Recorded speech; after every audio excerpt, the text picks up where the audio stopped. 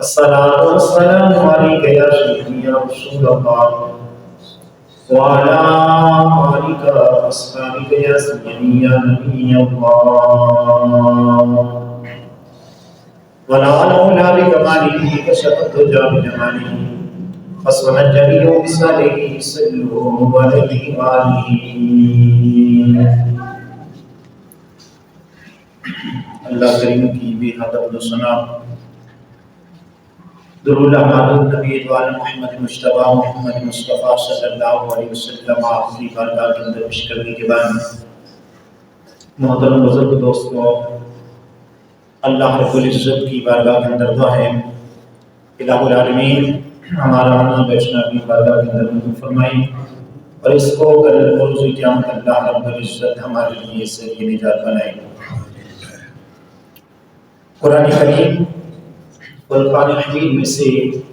آیت مبارکہ تلاوت کی ہے. رب کائنات نے ارشاد فرمایا وَلَوْ أَنَّهُمْ إِذْ ظَلَمُوا أَنفُسَهُمْ، اگر تم اپنی جان پر ظلم کر بیٹھو، تم سے گناہ ہو جائیں، غلطیاں ہو جائیں، جاؤگا، اے معبود تیرے دروازے پہ آ جائیں، واستغفر اللہ، پھر اللہ سے اپنے گناہوں کی معافی مانگے، واستغفر لهم الرسول، اور اللہ کا محبوب ان کی سفارش کر دیں، لوجدوا اللہ توابا رحیما، تو اللہ رب العزت کو توبہ کرنے والا پاؤ گے. اس آیت کے اندر اللہ رب العزت نے امام الانبیاء صلی اللہ علیہ وسلم کے امتیوں کو محبوب کا دروازہ دکھایا ہے. فرمایا کہ اگر تم سے گناہ ہو جائیں، غلطیاں ہو جائیں، تم پر گناہوں کا بوجھ ہو جائے، تو پھر اللہ کے محبوب کے دربار میں آ جاؤ، وہاں آ کر اللہ رب العزت کی بارگاہ سے توبہ کرو، استغفار کرو، پھر محبوب تمہاری سفارش کر دیں تو اللہ رب العزت تمہارے گناہوں کو ختم کر دے گا، مٹا دے گا.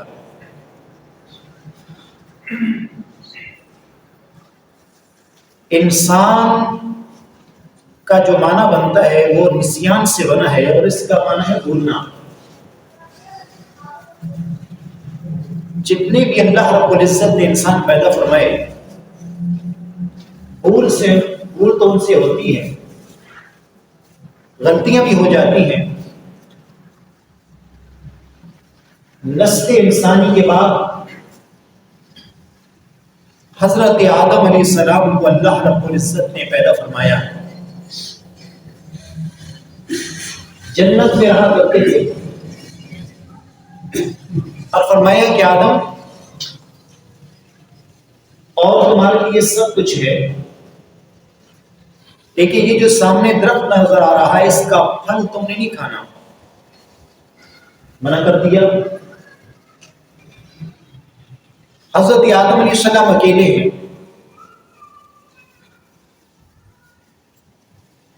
اب ان کے پاس دوسرا کوئی انسان نہ تھا. کچھ عرصہ کے بعد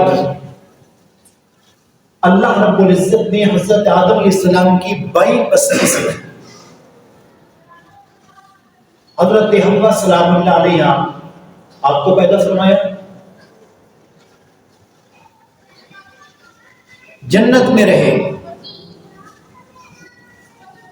اللہ رب العزت کی قربت حاصل کرنے کے لیے اللہ رب العزت کا ذکر کرتے رہے.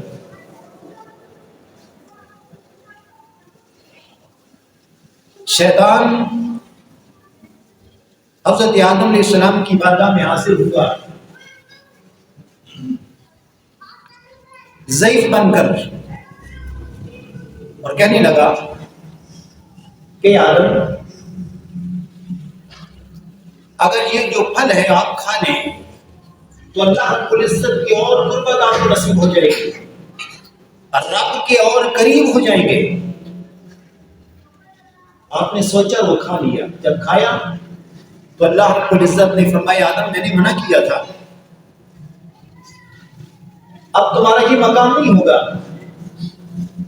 اللہ رب العزت نے وہاں سے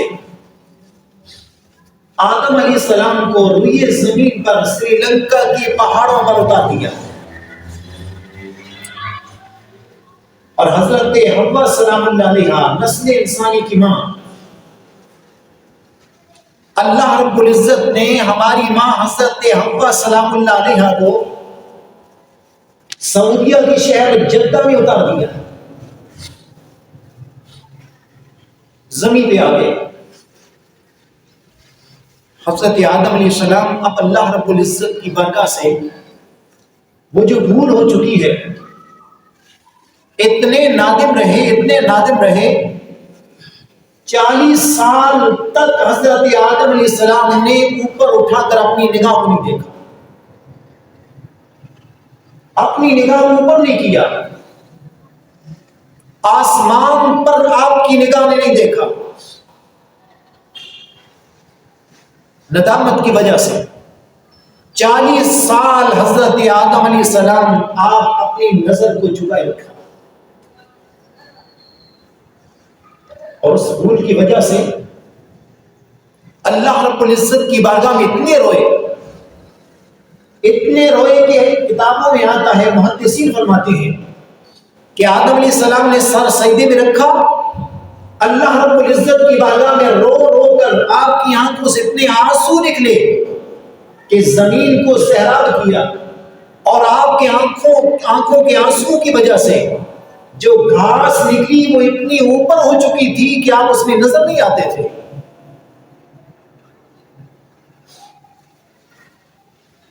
تو وقت آیا، اللہ رب العزت نے حضرت جبریل امین کو بھیجا کہ جبریل، میرا آدم نادم ہوا ہے، میری بارگاہ میں اپنی بھول کی معافی مانگ رہا ہے، اور اتنا رو رہا ہے کہ دن گزر چکے ہیں، مہینے گزر چکے ہیں، سال گزر چکے ہیں۔ حضرت جبریل امین آتے ہیں، آ کر حضرت آدم علیہ السلام کے سامنے اللہ رب العزت کی حمد و ثنا بیان کرتے ہیں، اور الفاظ کیا تھے؟ اللہ اکبر، اللہ اکبر، اللہ سب سے بڑا ہے، اللہ سب سے بڑا ہے، اشہد ان لا الہ الا اللہ، میں گواہی دیتا ہوں کہ اللہ کے سوا کوئی معبود نہیں، اشہد ان محمد رسول اللہ۔ جب یہ جملہ کہا، حضرت آدم علیہ السلام نے حضرت جبریل امین کو فرمان کی کہ اے جبریل رک جاؤ۔ جبریل رکے، امام الانبیاء صلی اللہ علیہ وسلم کے غلاموں حضرت آدم علیہ السلام نے عرض کرنے لگے، اے جبریل، جس کا نام نامی محمد مصطفیٰ صلی اللہ علیہ وسلم تم بول رہے ہو، یہ نام تو میں نے عرش پر دیکھا ہے،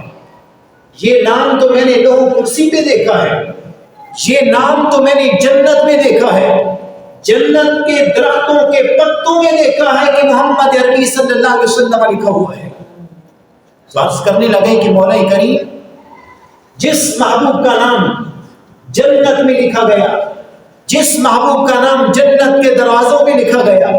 جنت کی نہروں میں لکھا گیا، جنت میں درختوں کے پتوں میں لکھا گیا، رب تیرے عرش پر لکھا گیا ہے، اس محمد کے صدقے میری اس بھول کو معاف فرما۔ جب یہ کلمات حضرت آدم علیہ السلام نے بولے، اللہ رب العزت نے حضرت آدم علیہ السلام کو معاف فرما دیا۔ تو پتہ چلا کہ انسان بھول کا پتلا ہے، انسان سے بھول ہو جاتی ہے، انسان سے گناہ ہو جاتے ہیں، لیکن جب وہ گناہ کر کے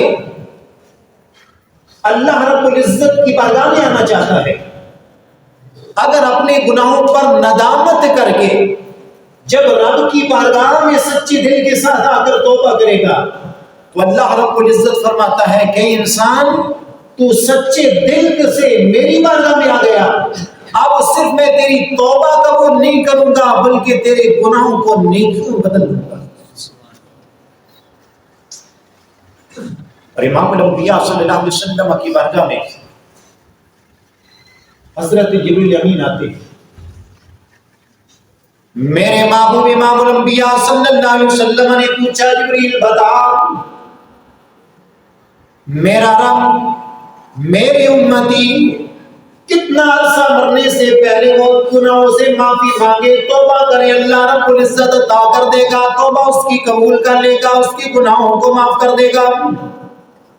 اللہ رب العزت نے فرمایا جبریل جانا میرے یار کو کہہ دے اے پیارے محبوب امام الانبیاء صلی اللہ علیہ وسلم آپ کا امتی مرنے سے 1 سال پہلے توبہ کرے گا،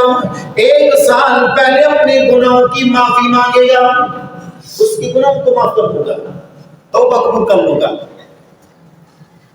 میرے اور آپ کے رحیم آقا امام الانبیاء صلی اللہ علیہ وسلم نے سنا، اللہ رب العزت کی بارگاہ میں التجا کی، مولا کریم یہ وقت تو بہت دور ہے، کسی کو کیا پتا میری زندگی کے کتنے لمحے رہ چکے ہیں، کتنا عرصہ میں زندہ رہوں گا، اب میں توبہ کروں گا میرا سال بھی پورا ہوگا کہ نہیں ہوگا، مولا کریم یہ وقت بہت زیادہ ہے۔ اللہ رب العزت نے فرمایا میرے محبوبہ اگر مرنے سے 1 مہینہ بھی پہلے تیرا امتی اگر اپنے گناہوں کی معافی مانگے گا میں اس کی معافی اس کے گناہوں کو معاف کر دوں گا۔ اللہ کے محبوب نے عرض کی کہ مولا کریم یہ بھی وقت بہت زیادہ ہے۔ اللہ رب العزت نے فرمایا محبوب آپ کا امتی مرنے سے 1 ہفتہ پہلے اگر توبہ کر لے توبہ قبول ہو جائے گی۔ اللہ کے محبوب امام الانبیاء صلی اللہ علیہ وسلم نے فرمایا مولا کریم یہ بھی وقت بہت زیادہ ہے۔ حضرت جبریل امین آتے ہیں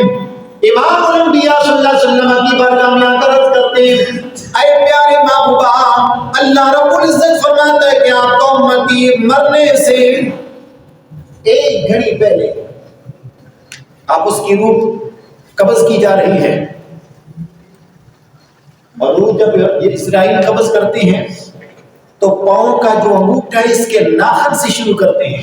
اور پھر اسی طرح قبض کرتے کرتے اس کے ناک سے پھر روح کو قبض کر لیا جاتا ہے، نکال لیا جاتا ہے۔ جبریل عرض کرتے ہیں کہ امام الانبیاء اللہ رب العزت فرماتا ہے کہ اگر اس کے سینے تک روح کو قبض کر لیا گیا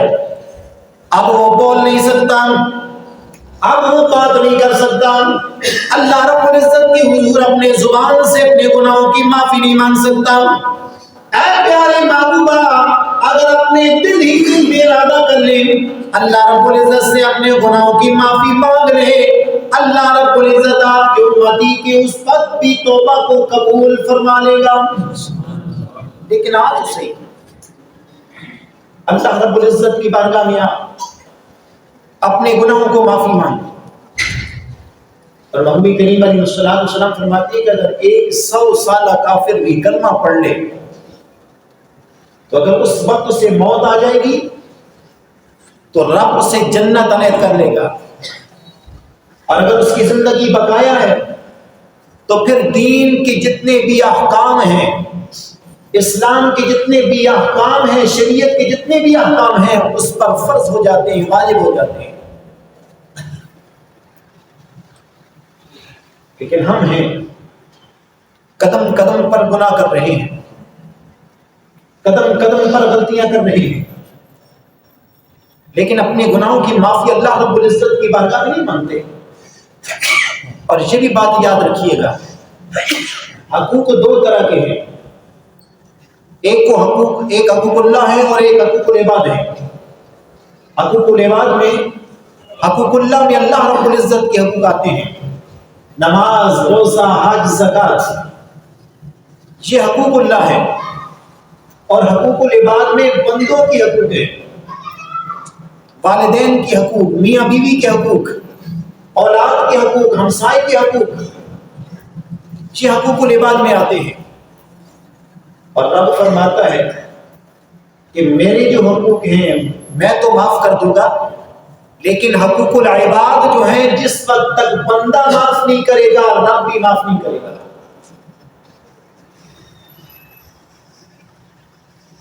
آج بڑے افسوس سے کہا جاتا ہے اگر کورٹ میں چلے جائیں، عدالتوں میں چلے جائیں، سب سے زیادہ آپ کو کیسز کی تعداد وراثت کی ملے گی۔ ہم اپنے بھائیوں کا حق غصب کر کے بیٹھے ہیں، ہم اپنی بہنوں کا حق غصب کر کے بیٹھے ہیں، ہم اپنے والدین کا حق غصب کر کے بیٹھے ہیں، ہم اپنے ہمسایوں کا حق غصب کر کے بیٹھے ہیں۔ پھر اللہ رب العزت کی بارگاہ میں لمبے لمبے سجدے بھی کر لیں، اللہ رب العزت کی بارگاہ میں 1000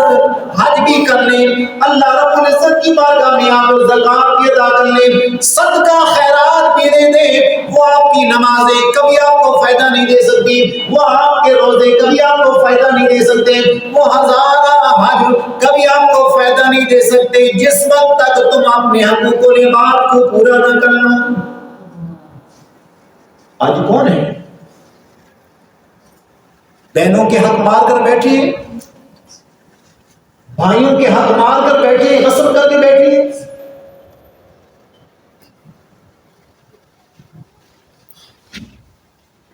اور اللہ رب العزت سے امید رکھتے ہیں کہ رب ہمیں جنت عنایت کر دے گا۔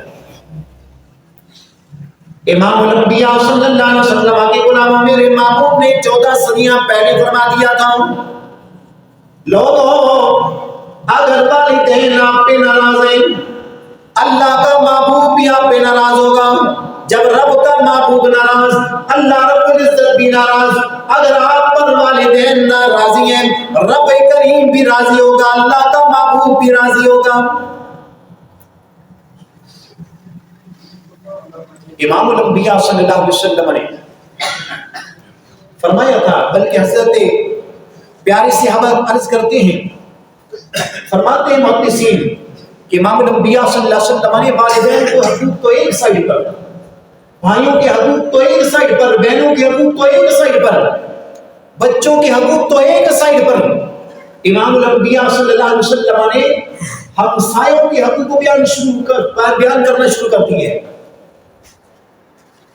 اور امام نبی کریم علیہ السلام جب ہمسایوں کے حقوق کو بیان کر رہے تھے تو ہم اس بات پر اپنے ذہن میں پہنچ چکے تھے کہ کہیں امام الانبیاء صلی اللہ علیہ وسلم آگے چل کر یہ نہ فرما دیں کہ تمہاری وراثت کا حصہ بھی ہمسایوں کو ملنا چاہیے، اتنے ہمسایوں کے حقوق ہیں۔ لیکن ہم ہمسایوں کے حقوق کیا اپنے بھائیوں پر کے حقوق نہیں ادا کرتے، اپنی بہن کے حقوق ادا نہیں کرتے، اپنے والدین کے حقوق بیان نہیں کرتے، اپنے بیوی کو حقوق نہیں دیتے، بس ہمارا غصہ ہے۔ امام الانبیاء صلی اللہ علیہ وسلم کے غلام، اب بات چل پڑی تو یہ کوئی کڑوی باتیں سننی پڑیں گی۔ اگر ایک خامد ہے تو اسے بیوی کے حقوق ادا کرنے چاہیے، نہیں کرے گا کل قیامت والے دن وہی آپ کی بیوی اللہ رب العزت کی بارگاہ میں شکایت کرے گی۔ بلکہ محبوب کریم علیہ السلام ارشاد فرماتے ہیں، دو میاں بیوی اللہ رب العزت کی بارگاہ میں قیامت والے دن کھڑے کر دیے جائیں گے، ان کی اعمالوں کا وزن کیا جائے گا، خامد کے نیکیاں بھی زیادہ ہوں گی، نمازیں بھی زیادہ ہوں گی، روزے بھی زیادہ ہوں گے، حج بھی زیادہ ہوں گے، زکوٰۃ بھی زیادہ ہوں گے، اس کے مقابلے میں بیوی کم، نیکیاں بھی ٹھیک نہیں، نمازیں بھی کم، صدقات بھی کم، تو اللہ رب العزت فرمائے گا اس کے خامن کی نیکیاں پوری ہیں، نمازیں پوری ہیں، اس نے حج بھی کیا ہے، زکوٰۃ بھی دی ہے، اسے جنت کی طرف لے چلو۔ اور اس کی بیوی کو کہا جائے گا کہ اسے جہنم کی طرف لے چلو۔ جب وہ جہنم کا نام سنے گی اللہ رب العزت کی بارگاہ میں التجا کرے گی، مولا کریم میری ایک عرض تو سنو۔ اللہ رب العزت فرمائے گا ہم بتا تیری کیا بات ہے؟ عرض کرے گی کہ مولا کریم میں اس کے نکاح میں تھی، اگر مجھ سے دنیا میں کوئی غلطی ہوتی یہ مجھے مارتا پیٹتا، کھانے میں دیر ہو جاتی یہ مجھے سزا دیا کرتا، لیکن الہ العالمین میں نماز نہ پڑھ سکی، اس نے کبھی مجھے نماز کا حکم نہ دیا، میں روزہ نہ رکھ سکی، کبھی اس نے مجھے روزے کے متعلق نہ کہا، میں حج نہ کر سکی، مجھے کبھی اس نے حج کے متعلق نہیں کہا۔ اللہ رب العزت اسی وقت فرمائے گا یہ تو آج انصاف کا ترازو ہے، آج تو ایک ذرا برابر بھی کسی کے ساتھ نا انصافی نہیں ہوگی۔ اللہ رب العزت فرمائے گا اس کا حق تھا، جہاں یہ دنیا کے کاموں میں سے سزا بھی دیا کرتا تھا، اسے مارتا بھی تھا، اسے پیٹتا بھی تھا، وہاں نماز بھی پڑھوانا اس کا حق تھا، وہاں نماز کا حکم دینا بھی اس کا حق تھا۔ لہذا اس کے خامد کو جہنم کی طرف لے چلو اور اس کی گھر والی کو جنت کی طرف لے چلو، اور پھر ایک بہن آئے گی اپنے بھائی کے حق میں شکایت کرے گی، مولا کریم میں اس کی بہن تھی، اس نے دنیا میں مجھے حق نہیں دیا تھا، اس نے دنیا کے اندر مجھے وراثت میں اپنا حق نہیں دیا تھا۔ اللہ رب العزت فرمائے گا آج تو انصاف کا دن ہے، اللہ رب العزت اس وقت اسے حق دلائے گا، اس کی نیکیاں اس سے دے دے گا،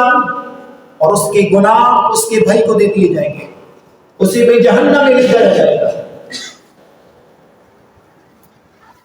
آج تھوڑے سے پیسوں کی وجہ سے بھائی بھائی کو مار رہا ہے، بھائی بہن کو قتل کر رہا ہے، اور بیٹا اپنے باپ کو مار رہا ہے۔ سوشل میڈیا پہ پچھلے دنوں آپ نے سنا ہوگا، دیکھا ہوگا، ایک نوجوان وراثت کی وجہ سے، زمین کی وجہ سے اپنے باپ کو مار رہا تھا، دھکے دے رہا تھا۔ جب وہ پولیس اسٹیشن میں آیا، باپ اس کے سامنے آیا تو کہنے لگا میں وہی ان کا باپ تھا، بیرون ملک چلا گیا، ان کے لیے خدمت کرتا رہا، میں نے مزدوریاں کی، میں نے پسینے لیے، میں بھوکا رہا، ان کو پیسے بھیجتا رہا، جائیداد بنائی، آج یہ بڑے ہو کہتا میرے بڑھاپے کا سہارا بنتے، آج انہوں نے مجھے مارا ہے، آج میں معاف نہیں کر سکتا۔ یہ کیا وجہ ہے کہ ہم دین سے دور ہو چکے ہیں، اپنے بچوں کو دین کی تعلیم نہیں دی۔ آج چھوٹا سا بچہ ہے، اگر اسے مدرسے میں بھیج دیا جائے وہ دین پڑھے گا، اور دیندار بچے کبھی نافرمانی نہیں کرتے، باپ سے عزت سے بات کریں گے، دو ہاتھوں سے سلام دیں گے، باپ کے ہاتھ پر بوسہ بھی دیں گے، ماں کی قدم بوسی بھی کریں گے، ان کے دست بوسی بھی کریں گے۔ اس کے مقابلے میں ایک کالج کا بیٹا اپنے پاس ماں باپ کو بٹھانا گوارا نہیں کرتا کہ میرا اسٹیٹس نہیں ہے کہ میں اپنے باپ کو اپنے پاس بٹھاؤں، میرے کالج کے طلباء کیا کہیں گے، میرے دوست کیا کہیں گے کہ یہ بوڑھا اس کا باپ یہاں پہ بیٹھا ہے اس کے ساتھ، اس کے کپڑے میلے کچیلے ہیں۔ لیکن جو دیندار ہوگا، جس نے دین کا علم حاصل کیا ہوگا، وہ اگر باپ جیسا بھی ہوگا اس کے پاؤں کو بھی رات کو دبائے گا اور اس کے حق میں دعا بھی کرے گا۔ تو امام الانبیاء صلی اللہ علیہ وسلم کے غلاموں بات بہت دور نکل گئی، ضرورت اس بات کی ہے کہ ہم اللہ رب العزت کی بارگاہ میں آ جائیں، دین میں پورے آ جائیں، اللہ رب العزت نے جن احکامات کی پابندی کا حکم دیا ہے ان کی پابندی کریں، اور جن احکامات اللہ رب العزت نے جن باتوں سے روکا ہے ان سے رک جائے۔ ہر کسی کا ایک دوسرے پر حق ہے، والدین کا اپنے بیٹوں پر حق ہے، بیٹوں کا والدین پہ حق ہے، بہن کا اپنے بھائیوں پہ حق ہے، بھائیوں کا اپنے بہن پہ حق ہے، ہمسایوں کا حق ہے۔ لیکن آج افسوس سے بات کہنی پڑ گئی ہے، میرے منہ میں آ گئی، ہم یہاں پر نماز پڑھتے ہیں، آس پاس میں کتنی یہ مارکیٹ ہے، مجھے بتاؤ کتنے دکاندار مسجد میں آتے ہیں نماز باجماعت ادا کرنے کے لیے، دکانوں میں تو رش لگا کر کھڑے ہوتے ہیں، وہاں ہلا گلا بھی کی جاتی ہے، لیکن اتنا بھی نہیں کہ مسجد کے احترام کا خیال رکھا جائے، وہ بھی نہیں رکھا جاتا، ہلا کر رہے ہیں،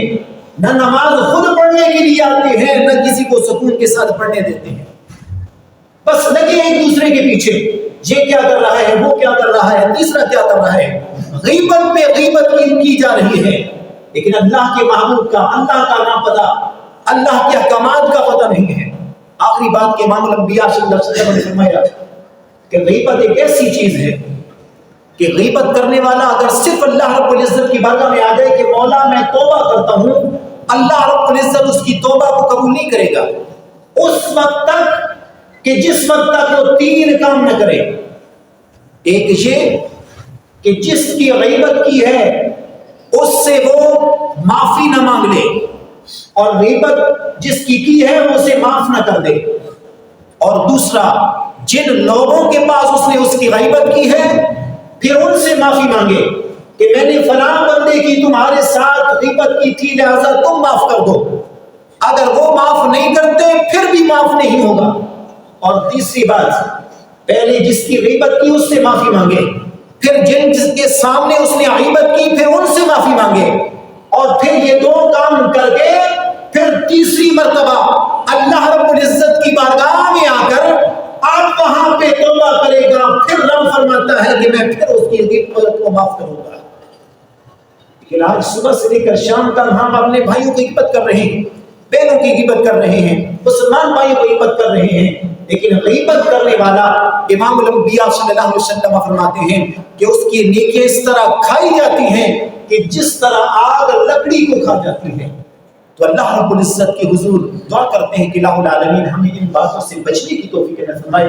اللہ رب العزت ہمیں توبہ کرنے کی توفیق عطا فرمائے، مسجد آباد کرنے کی توفیق عطا فرمائے۔